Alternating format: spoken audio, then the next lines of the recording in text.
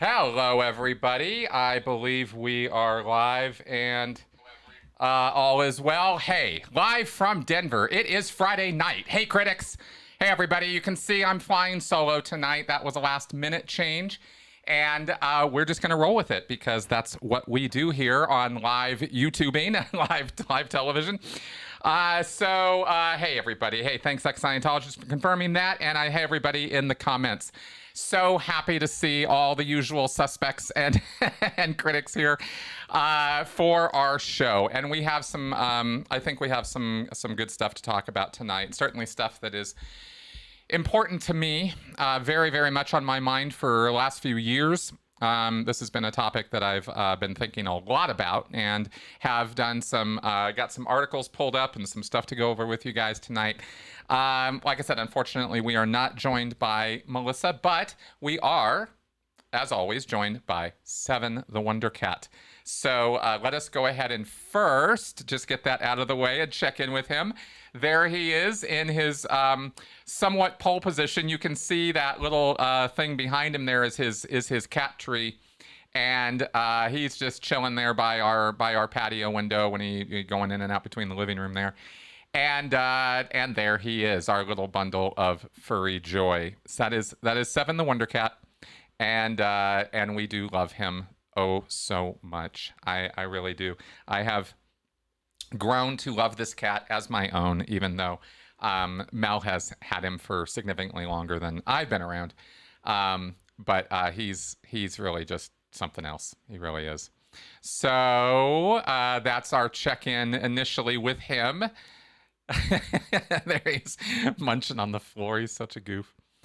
All right. So, hey, everybody. All right. Oh, boy. What a week.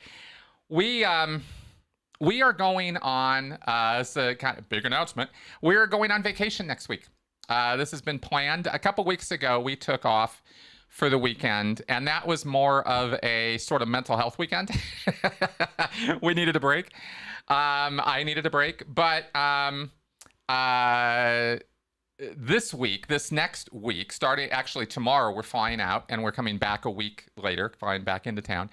And I'm not going to get into the details of where we're going and stuff. I don't want to get into that. But we are taking a week off. We're going to do a little road trip. We're going to see some family, and so that might give you some clue as to what we're doing or where we're going. And that's what we're doing. And I've been looking forward to this for a really, really, really long time.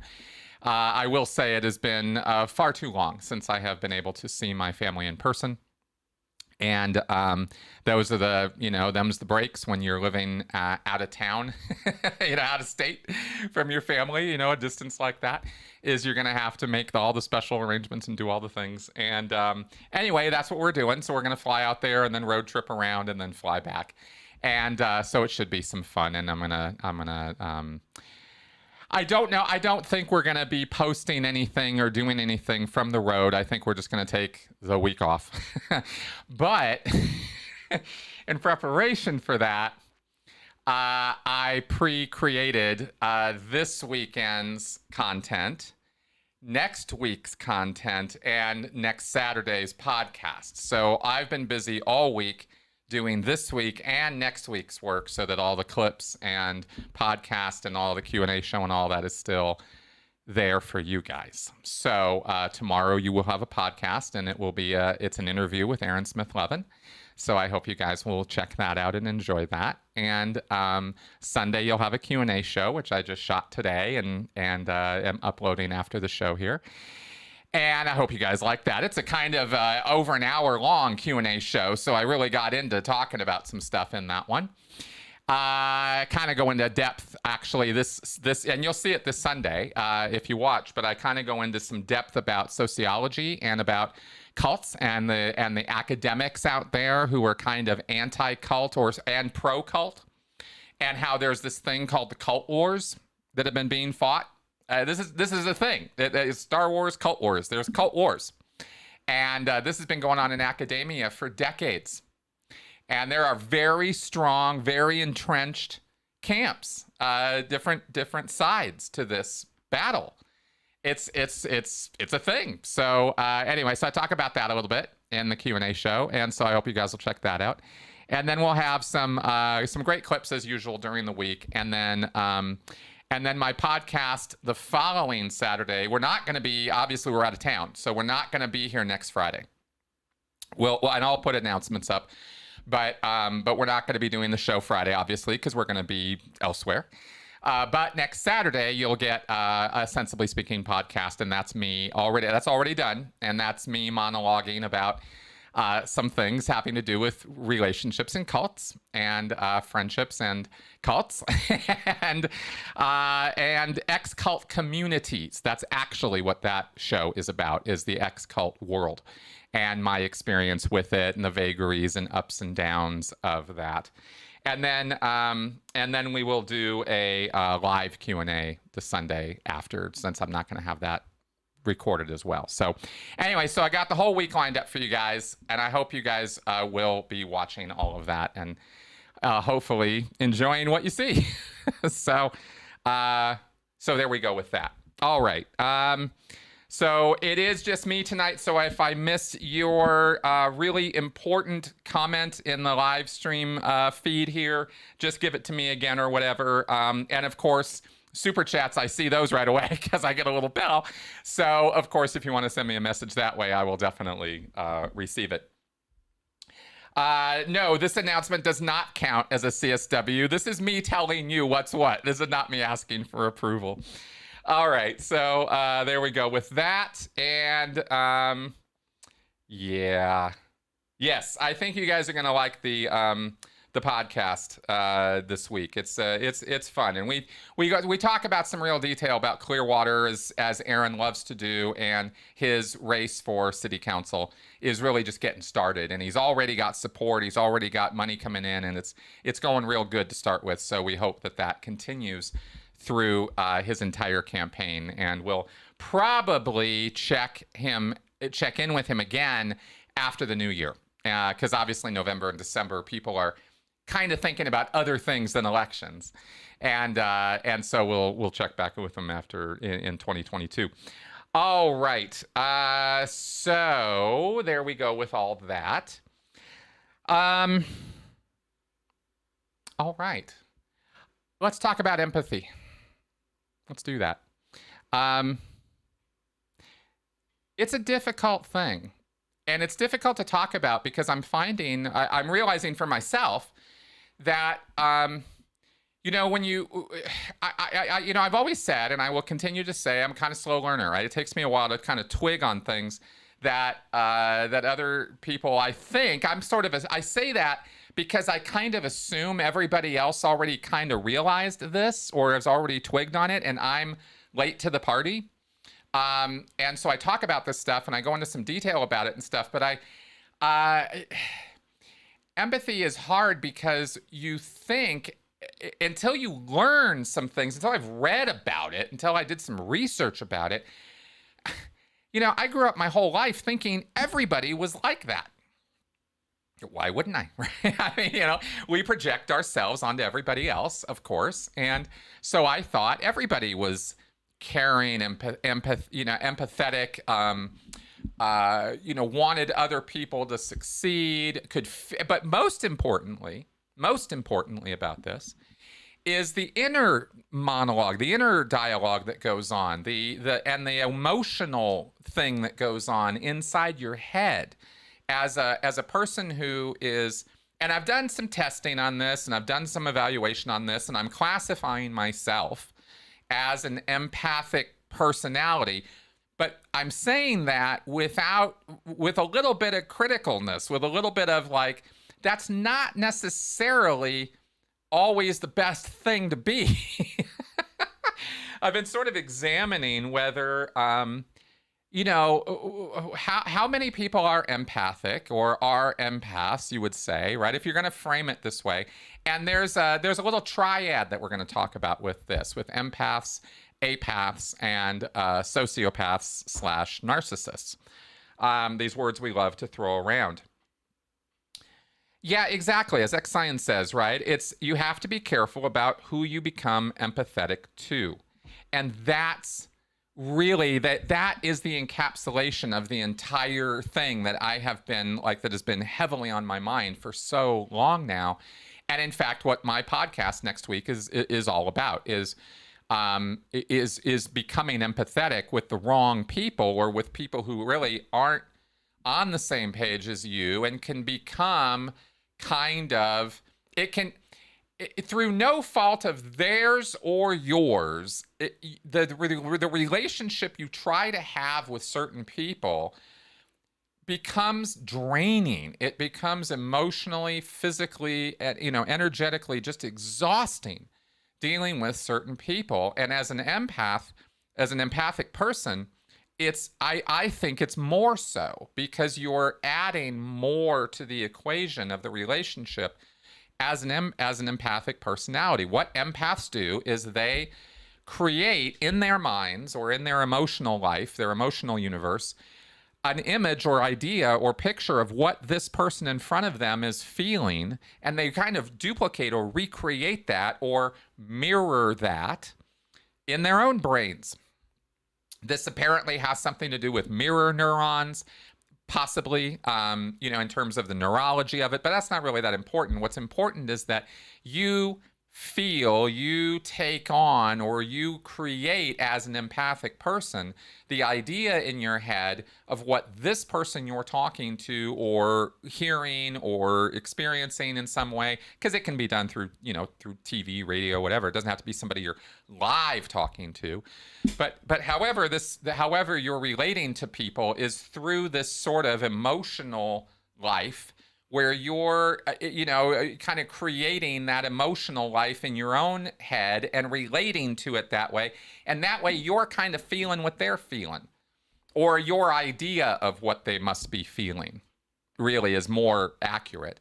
And I think that's a really important distinction, by the way.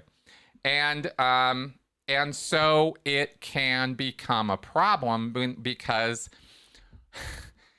there's that same thing happening, but then that person isn't necessarily, if they're not an empathic person, then they're not doing that in their heads with you. And so there's really not that parity, and it's really not the same kind of experience. But as an empath, you kind of assume it is. And, well, you get where I'm coming from. You feel what I feel. You see how I see it. And they're like, yeah, not really. No, I don't see it that way. Don't think about it that way. Don't experience that same kind of emotion when I see or hear that. Doesn't really affect me the same way. It doesn't bother me that those kids are starving. It doesn't bother me that Scientology is a destructive cult. It doesn't bother me that, people are being, financially raked over the coals by this scam multi-level marketing thing. That's on them. That's their fault. They shouldn't have been so stupid, right? And as an empathic person, you hear this, you see this, and you're like, what? You can't. I don't understand how you can possibly think that way about people or have that view about people. How do you do that, right? And it's because they just don't care as much, because they're not experiencing the same emotional mirroring that an empath is, and that is. It took me way too long to see that difference, figure that was a difference. Like, what is going on here? Because we tend to, in my conversations with other empathic people, like my wife or friends I have, you run into these apathic people, or worse, the narcissists or the sociopaths.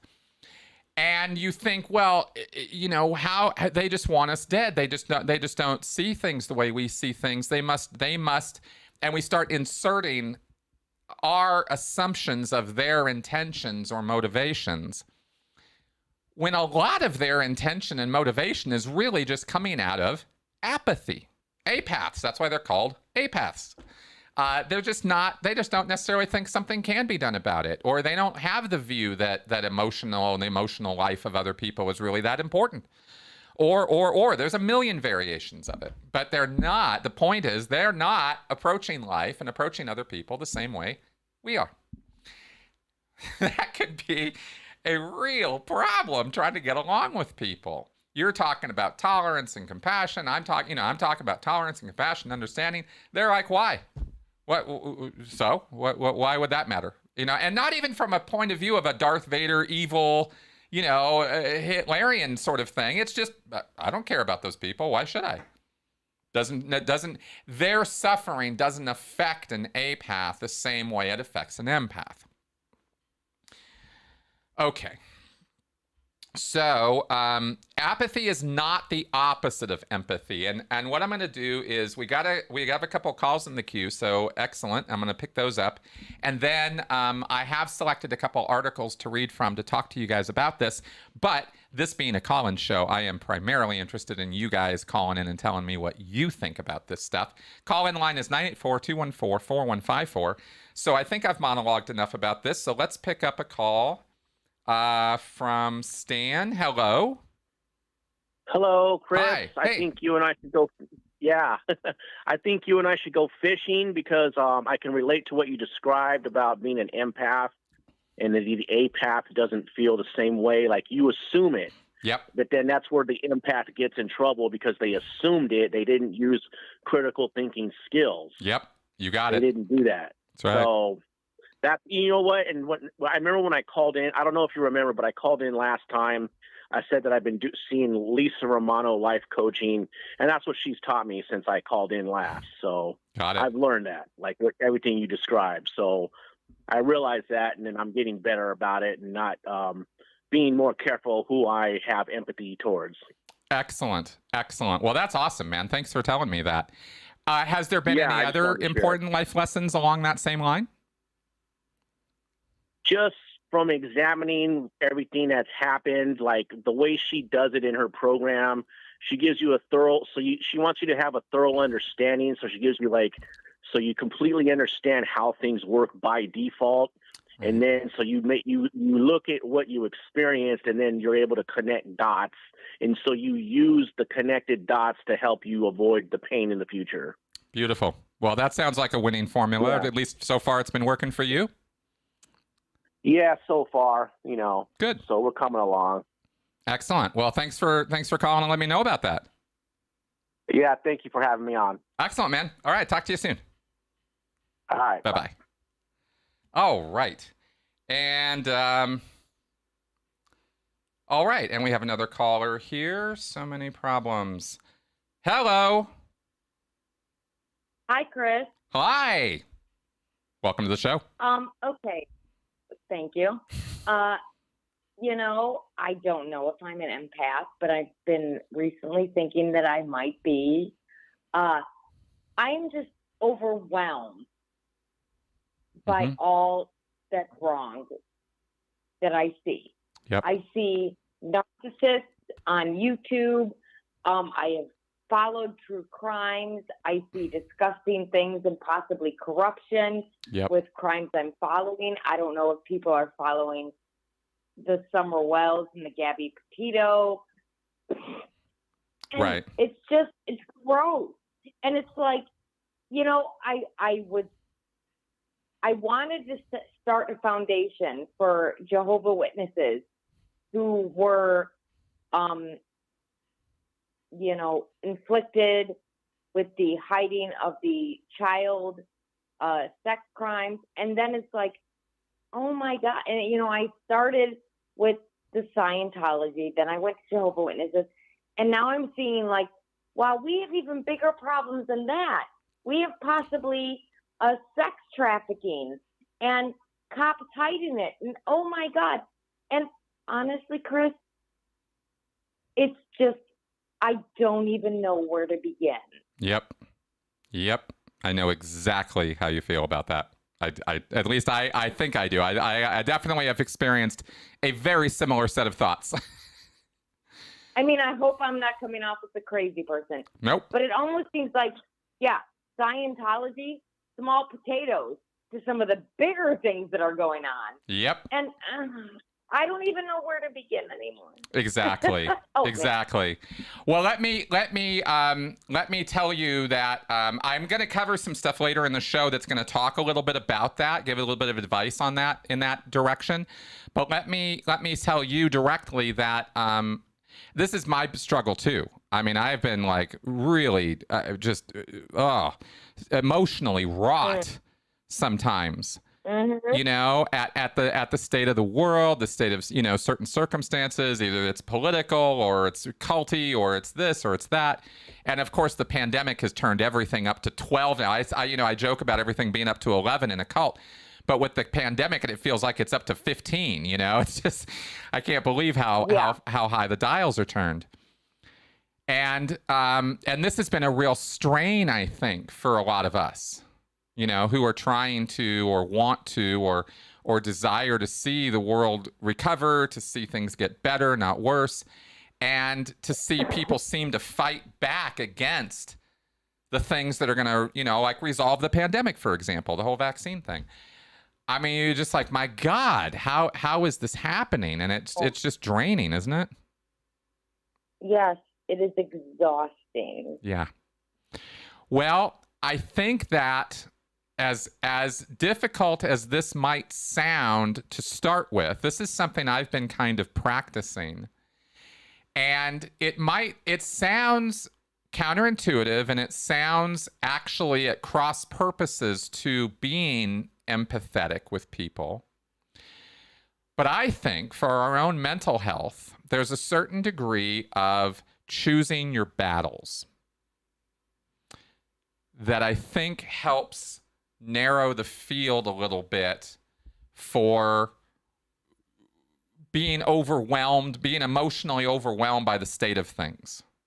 You know, there's so much to be, there's so much going on in the world. There's so many people in the world to care about that you know, intellectually, it's impossible for you to hit everything. Does that, I mean, I want to hit everything. Yeah? What's that? I said, but I want to hit everything. I know, me too. I know, me too. You want to just wrap your arms around the whole world, you know? You just want to do that care emoji about everybody, you know? Believe me, I understand. I so do. I just want to give the whole world a Coke, you know, and a smile. But there's a reality factor here that us dreamers and us, you know, can't we all just get along people that we are? We have to acknowledge some realities too about the world. We're trying to change the world. We're trying to make people, you know, get along better. But we have to acknowledge that we only have the power that we have as individuals, you know?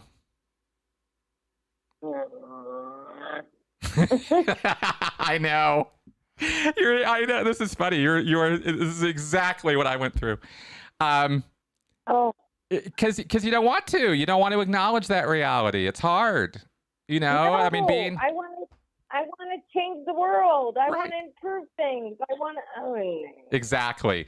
Well, here's the reality of it. Here's the reality check: is you actually have the power to do that, but you have to be selective about what you're going to do, because you can't change everything.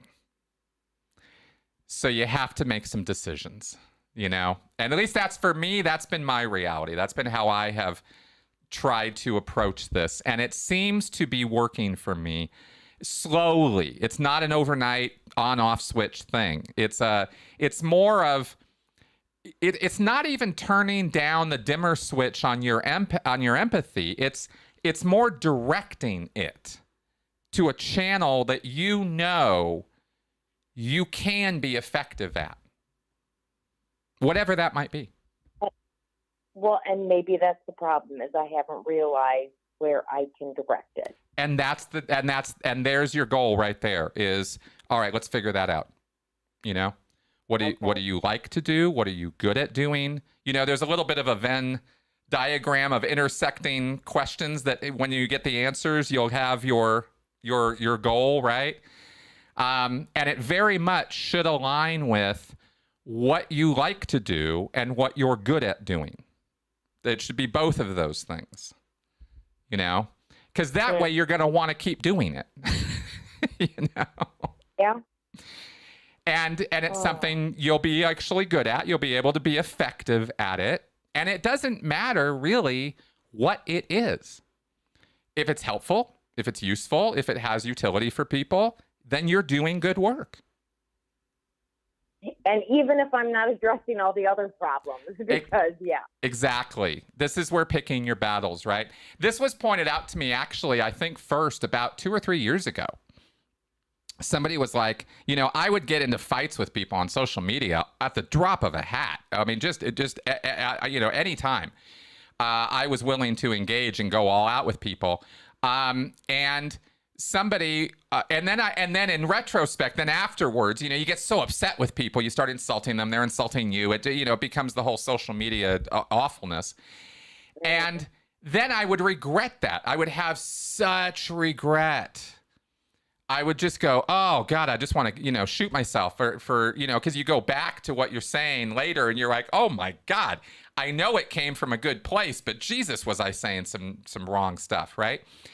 And and I realized somebody said, well, maybe you should pick your battles because this isn't really helping.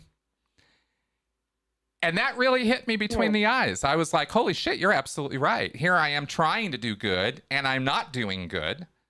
And in fact, all I'm really doing is riling myself up and causing myself anxiety.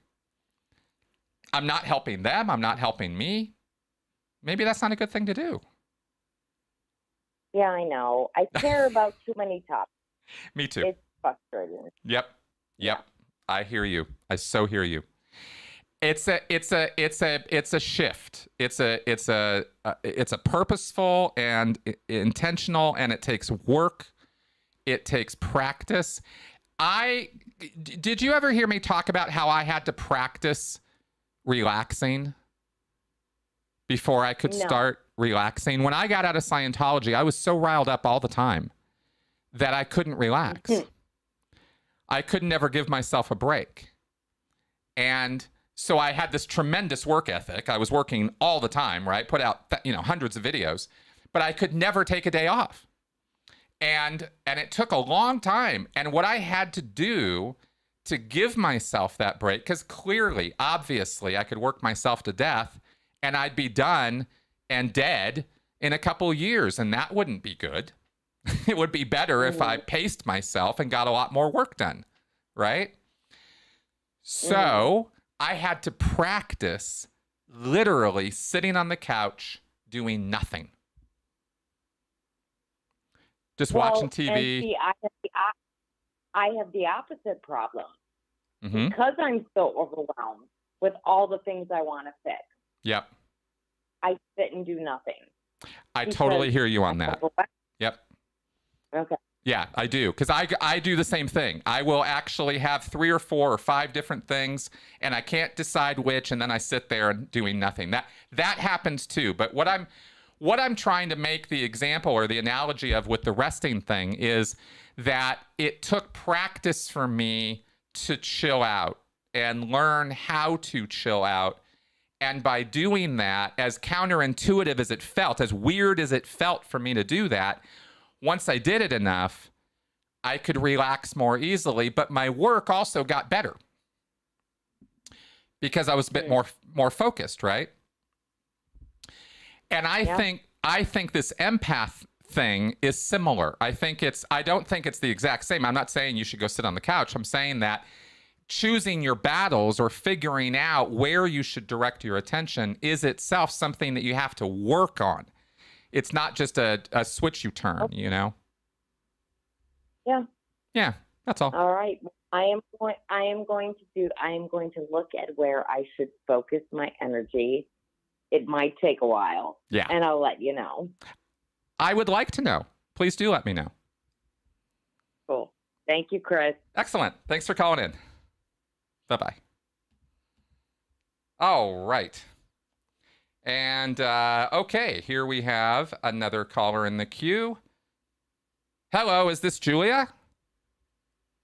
It's Drea. Drea, hi. Chris, how are you? Hey, welcome to the show.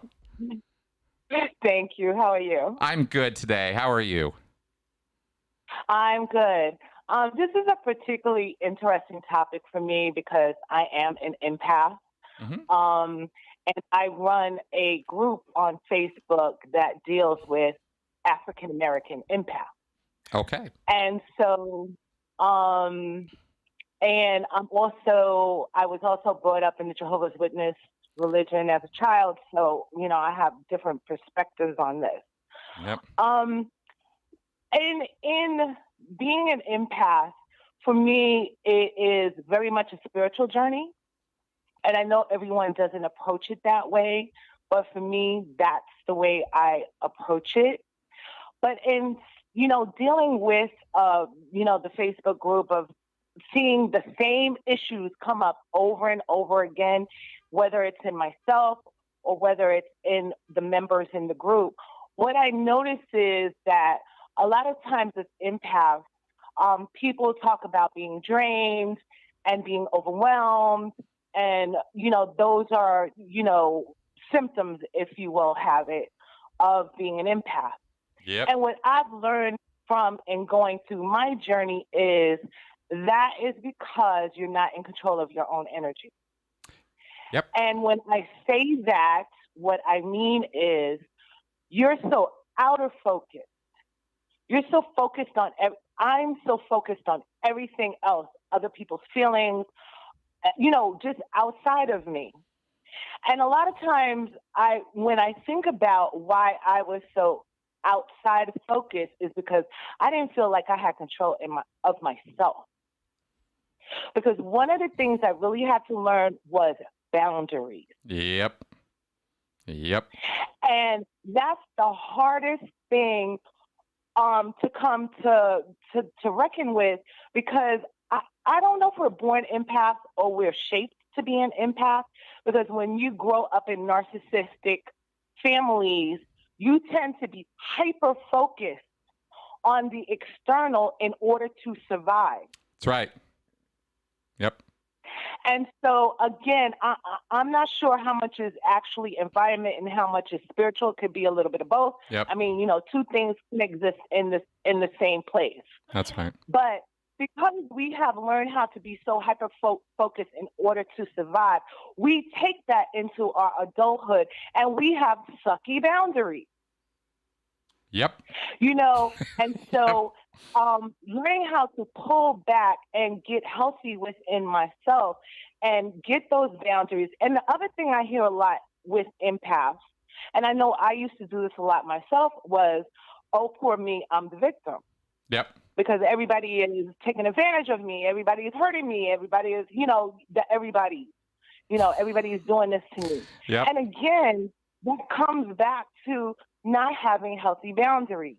And especially when you're not brought up to have healthy boundaries, because, you're brought up in a misaligned or toxic household, you don't get those skills. That's right. And so this has been my process about pulling in my energy, whether it's spiritually, like mind your business. You have enough going on inside your head that right now my focus doesn't need to be everywhere else. Yep. And concerns with everywhere else. Yep. And the other thing I also notice is we want to save everyone, but we're not saving ourselves. And That's it. That's it right there. That's it. I call it the Captain Save-A-Hole syndrome. Yep. You want to be Captain Save-A-Hole to the world, but your life is a freaking mess. Yep. Exactly. And so when I started to understand that, and a lot of times I was trying to save people that didn't want to be saved. So I was wasting energy anyway. Yes. Preach. You're exactly. So see, that's what I'm telling you. I had to really sit down with self and go, what are you doing? Yep. Like, it's a beautiful thing to be empathic. Don't get me wrong. But a lot of times, again, I don't know if it's because of our environment or, if this is our spiritual journey. I really had to look at myself and say, stop. Yeah. Yeah. It's not. And also I found, with empaths, the draining of energy. Well, people can't drain you if you're not volunteering to be drained. That's right. again comes back to boundaries. Yep. You know, you're around a certain person that drains your energy, but you're allowing them to leech off of you. Yep. It's a reciprocal type of relationship. That's right. And that was hard for me to understand how reciprocal that. You mean they're just not attacking you? No, they're not attacking you. You're volunteering to allow them to, you know, like a vampire. You're allowing, they're energy vampires, and you're showing up to be the food source. That's exactly. I was actually going to use that exact analogy. That's exactly right. And it's not that everybody is that way. It's right. Picking your people. It's picking your battles. It's deciding, you know, you can be in the driver's seat with your empathy. You can direct who gets the benefit of it. And I think that's what you're talking about here. Yes, it's about empowering yourself. Yep. Because I think, you know, the standard view about this is we are a victim. You know, we're this airy, fairy, love and light victim. But, you know, there's some empaths that when you really look at it, we have a dark side, too. Mm-hmm. We're not all airy, fairy victims. No. You know, because there is some manipulation, you know, that codependency. There's a manipulation in that because we're trying to get what we want, but we're not doing it on the up and up. So I'm going to be codependent and try to get what I want through someone else. That I could see that as a negative consequence. I would hesitate to say that that's what all empaths do, but I've seen that for sure. Not all empaths. Yeah. But, you know, when I had to step out of my victimhood, yep, I had to start taking responsibility for the situations and people that I allowed in my life that were draining. Yep.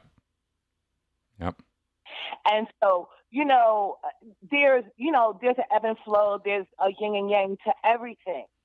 But I think for me, what I learned the most was, you know, there's a lot of work going on inside my own vessel. I don't really have time to be focused on situations or people that don't want or need my attention. Now, when I do decide to put my attention to something, that means I can come from a place of power because now my energy and my attention is not 1,000 different places. Exactly. And that's exactly where I was going. So you're exactly same page here. Yes. So I really, as you can tell, I'm passionate about this subject, and this is my journey. Perfect. Learning how to empower myself,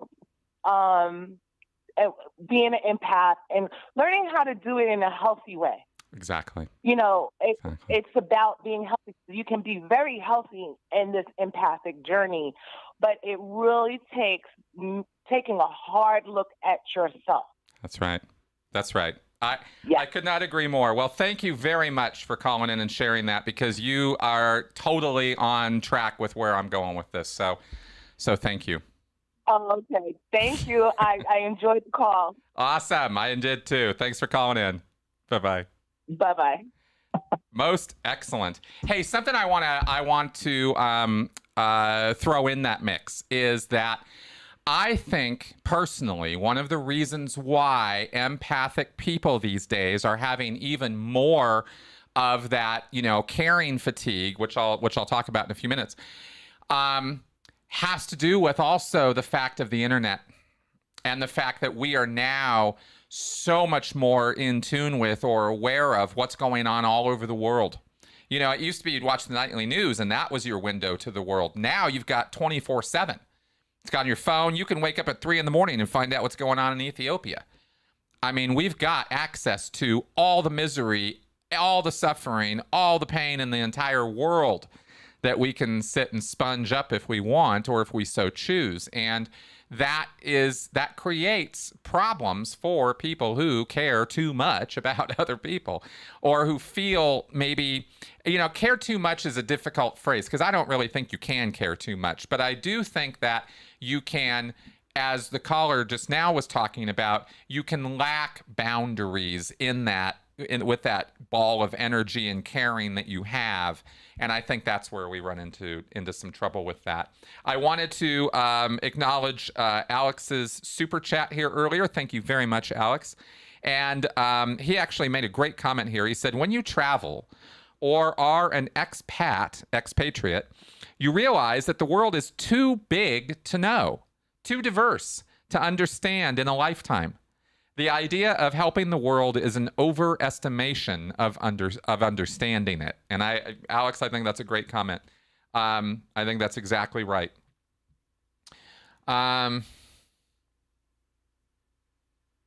Okay, now we have another call in the queue, and I do see it, and I will grab it. But I want to talk quickly. I want to address Jonathan Perry's question. He asks here, if you're trying to save the world, how can you say whether you're trying to make the world better for others or trying to do it because improving others benefits yourself?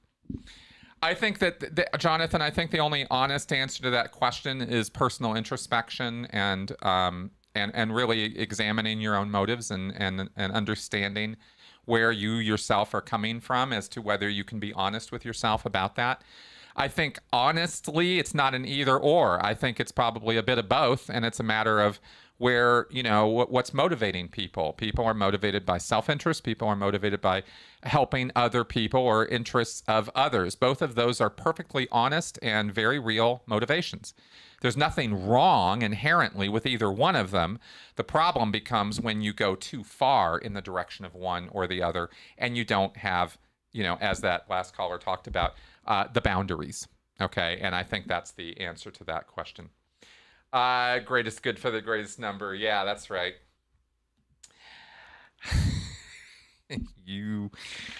All right, let's pick up this call here because he's been in the queue for a while. Is this, hello, David? Hey. Hello, can you hear me? I can. Thanks for waiting. Welcome to the show again. Good. Yeah. I'd actually like to start by picking up a little bit on the saving the world issue, actually. Sure. I think the big question on that is not whether you're doing it for others, but whether you're doing it for yourself. It's, are you actually saving anyone, or are you just trying to mold them into what you believe is good, even if they don't, and even if, in fact, lots of people might look at you and objectively think you're wrong? Good point. I think. How do you think we resolve that? That's a bigger issue. How do you think an individual would figure that out for themselves? Well, the main reasons to resolve it is don't try to save the world. Try to save the people you know. Try to save your community. Try to save your country. Try to stop the climate crisis. Yeah. But don't try to save the world by making it the way you want it to be. That's an interesting point, and I'll relate to that because I certainly had to curb my enthusiasm about saving the world when I realized how broad, one, the world is, as Alex was making the good point about, but two, how radically different views are out there. I mean, just crazy different. Yeah. And I know, and I'm not talking about like the abortion debate or, human rights issues or something. There are things we need to take a stand on. Regardless of where it's happening in the world, right? But if you think, that eating sausage is immoral, so you're going to go handle all the Germans to not eat sausage anymore, you might be biting off a little bit more than you can chew,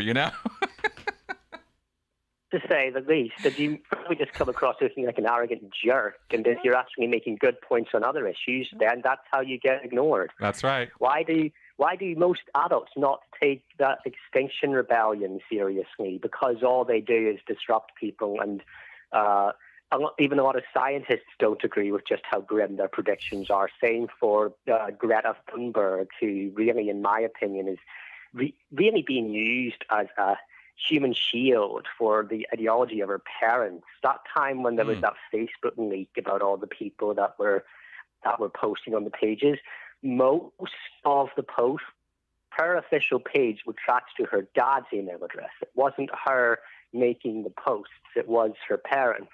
And Oh. you can't, in my opinion, you can't fall and say, oh, she's just a child, don't criticize her, and let someone address the UN General Assembly at the same time. It's one or the other. I would tend to agree with you about that. I think that Greta's arguments can be taken or can be talked about and challenged critically and scientifically. Of course, you can Yes. counter that. I think that because she's a minor, that I think that some of the personal commentary that flows her direction can be quite ill-advised and pretty disgusting. But I think but I don't think that her position is unassailable. Yeah, but a lot of people that criticize the people that criticize her don't make that distinction. I know. That's why we have to. And that's the bigger issue. Yeah, exactly. And also, very briefly, on the greatest good for the greatest number. Sorry? Yeah, no, please go ahead. What's your comment on that? Yeah. The greatest good for the greatest number is one of my least favorite quotes, because counterpoint is Hannah Arendt's point about why universal rights and rights of minority are so important. It is entirely possible that a rational, democratic society could take a democratic vote to exterminate a minority of its population. Correct. That's exactly right. And that's why. Right. And I think, do you agree with me that that's why along with democratic values, we must have just as strongly enshrined and enforced and understood the very concept and agreement on what human rights are. I think both of these things. In fact, if anything, I would say it's more important. I'd say it's more important because democracy as a concept is far more than just a ballot box every 4 years or every 5 years. Yep. If you're voting every 5 years, but you're living under abject oppression for the other 4 years minus plus 364 days, are you really free? Ironic, would be more free in a dictatorship that respected freedom of speech than a democracy that didn't, in my opinion. I agree with you about that. I think that I think there's a number of foundational things that are required in order to have what we understand as a free society. And we are lacking, not necessarily on the rights side at this point, but we are lacking in a whole lot of understanding of the system and a general agreement about, about what human rights actually are defined as. We have very wildly different ideas about what our rights are. So I think we have the rights. I think that part's dealt with. But our understanding of those rights, it lacks sometimes. I don't know. What do you think? Yeah, I mean, we have the rights until the Supreme Court stands up and says that warrantless wiretaps are okay. Well, where does that leave Fourth Amendment? Right. We have the right to bear arms until every restriction other than a gun ban can suddenly be upheld because the judges secretly don't like it. Right. I wish we had more cases that produced, for want of a better term, unpopular results like Snyder versus Westboro Baptist Church, where they were allowed to continue their dreadful homophobic pickets of funerals. And I think it was like a 7-2 or an 8-1 decision. It was a liberal conservative on the same side. Free speech will entail encountering ideas that you find horrible in the public square, but in the public square is where all ideas have a right to be heard. Exactly. And I wish we more cases like that would produce, shall we say, controversial, but ultimately legally correct or legally not really legally assailable opinions. Is it free speech? Well, if I don't like it, but that doesn't mean it's not free speech. That's right. Is the right to privacy important? Well, a warrantless wiretap might allow me to track terrorists easier, but there's a right to privacy. Exactly. And so we have the arguments then become about the balance of those things. First, we have to, for any society to be free, we have to have certain tenets in place and certain foundational principles. And then we have to enact them in a sensible and consistent manner. And I think the consistency question is probably the one we argue about the most. Oh, yeah. Yeah. We have to be prepared to encounter results. And perhaps if we are judged opinions with which we personally disagree. Somehow, I mean, I don't think that Antonin Scalia was the biggest fan of criminal defendants as people, but he was far stronger on defending the constitutional rights of criminal defendants than many of his own critics on the bench. Interesting. Well, I'd have to look into that to know more about that. But that is that's a fascinating point of view, and I'm glad you called in with it. If you've got a minute, I'd like to talk very briefly about the line between empathy for something and enabling it. I don't know what your opinions on that are. All right, go ahead. And I have another call in the queue, so I am conscious about that. But give me what you're thinking there. Oh, okay. Yeah, I mean, I think in layman's terms, there's a big problem between people who want to be enabled in their, shall I say, delusions, for want of a better term, or even say an alcoholic who complains their friends are no fun because they're not drinking anymore.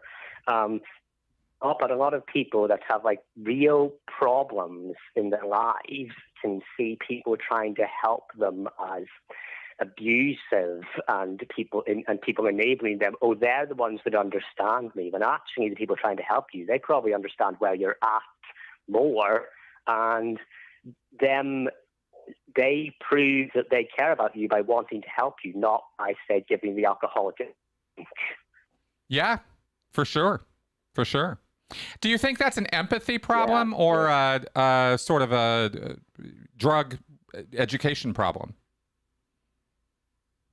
I mean, it's partly obviously like a drug education problem, and the fact that we don't really have enough support for addicts. But from the point of view of the addict, they often try to cast it as an empathy problem. They don't understand me. They don't understand that I need to drink. Yeah, they probably do understand that you've got a compulsion, but they don't want to feed that compulsion. They want to try to help you get better from it. Yeah, exactly. Good point. All right, man. Well, thanks for calling in. Yeah. Mind if I ask one very quick question? Very quick. I gotta. What you got? I'm pretty sure the clocks change pretty quickly in America, don't they? The clocks go back soon. Oh yeah, probably. I don't know what the daylight savings time is. Okay. The bad news is whenever that time difference happens, I probably won't be able to call in anymore because it'll be too late. Oh, that's a bummer. Okay. Yeah, I don't see it coming up. Yeah. Okay. Yeah, it's going to be... Oh, yeah, what are we coming into, October? Daylight savings. Yeah, it's going to be next month. Yeah.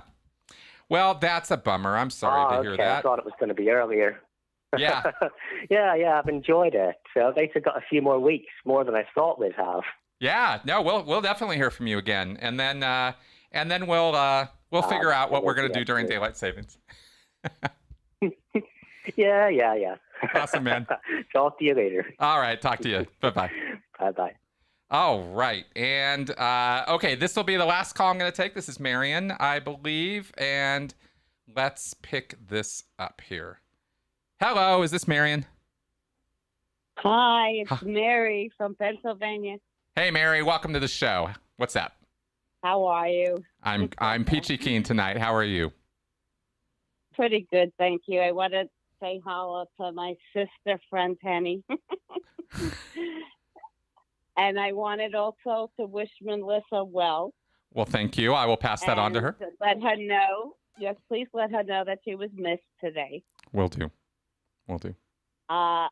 It's very hard in these days to have empathy and to show empathy to our children because everything is given to them. Everything is such an excess. When I was a child, I went to South America and I lived in South America and I saw children as small as like 5 years old working, selling flowers or whatever they could. I saw people living in huts and shanties And as a child, that gave me empathy. I couldn't understand, and in South America at the time, either you had money or you didn't. So like my father always had a business, and if you had money, you had a maid and somebody, that's the way the economy was. Right. There was two social economic systems. Either you had money or you didn't. So as a child, when somebody said, if I was watching TV and I would say to her, you could sit down and watch a show with me, and she would answer back, no, I can't sit on your furniture. I could not understand that. There was no difference to me. No social economic difference. She was a person just like I was. Right. So right. I was shown empathy that way. My partner of 32 years, when she was a little girl, her mother took her to an orphanage and cut hair for free for the children. And she has empathy of seeing those children that when she was a little girl, she went back and gathered all her toys and gave them to the children. So, we have empathy to this day that I actually get sick sometimes, physically ill, because, you're giving so much of yourself. I'm understanding now with this show that I do have to reserve my energy and my empathy for certain people. And also I have to align my energy to be strong enough to be able to give to others. Yep. I could not agree more. Yes. Beautiful. So, yes. So I just wanted to get back on the theme of the show. Yeah, thank you. And yes, thank you. Yes. And I wish you well, and I wish you a restful vacation. Thank you. And yes, just peace of mind and tranquility. Awesome. Right back at you. Thank you very much, Marion. All right. Take care. All right. Thank you, Chris. Be well. Bye-bye. Awesome. All right. Cool. Good. So those are the calls for this week. Thank you very much to everybody who called in. I thought those were some awesome calls this week. I promised a little share here. I had a couple articles pulled up, and really I'm going to jump to the compassion fatigue one, just to reinforce what we've been talking about during the show here. Comments during the show, as I've been seeing them here, have been great. You guys are awesome as always. And here we go. This is from an article somebody wrote. Actually, I will post a copy of the link to this article in the notes, in the comment section right now. And this is the slippery slope to apathy, warning empaths. The slippery slope to apathy, a warning to all empaths. I'm not going to read the whole thing, but it talks here about it's a condition that often befalls caregivers like nurses and people who are constantly exposed to the suffering in other people or animals. They have so much compassion and empathy for the distress of others that they end up getting completely overwhelmed and shell-shocked by it, which causes them to retreat emotionally. And that's what I want to prevent. That's the reason why you need to pull in the flippers a little bit and direct where you're putting it. Because if you try to fire hose your compassion everywhere, you're going to wear yourself out, and you're going to end up losing that and retreating emotionally. And that's what I wanted to pull back on. It actually dulls and lessens their compassion over time and can eventually lead to complete apathy if it isn't kept in check with regular self-care and therapy.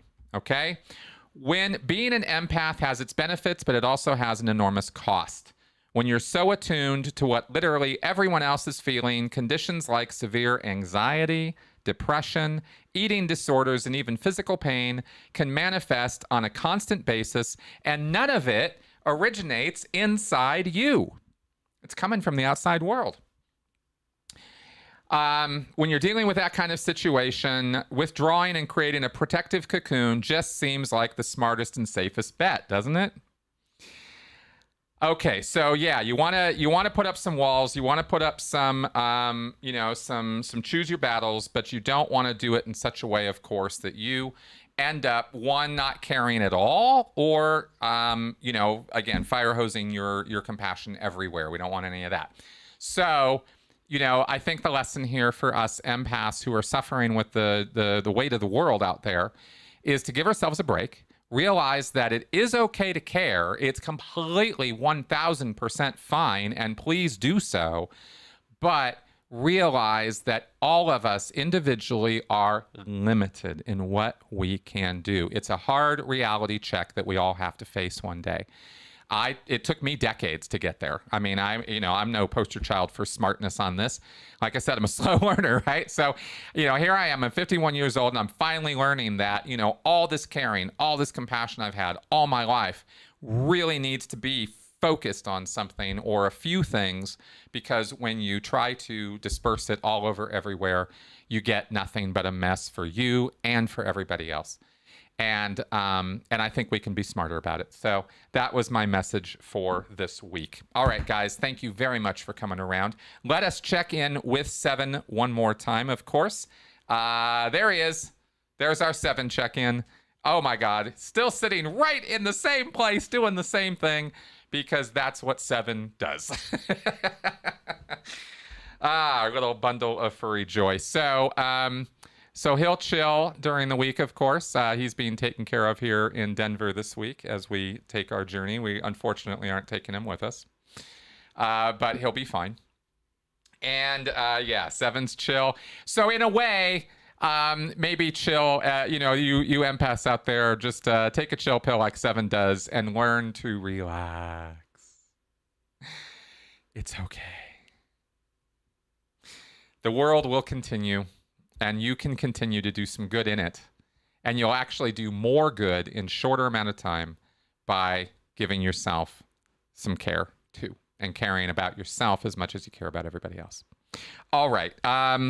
Finally, of course, we have our critical thinking cards. I can't end the show without selecting a fallacy or logical cognitive bias for the week. And let's do one we haven't done recently.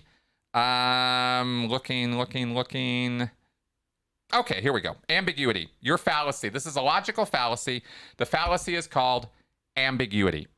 Using double meanings or ambiguities of language to mislead or misrepresent the truth.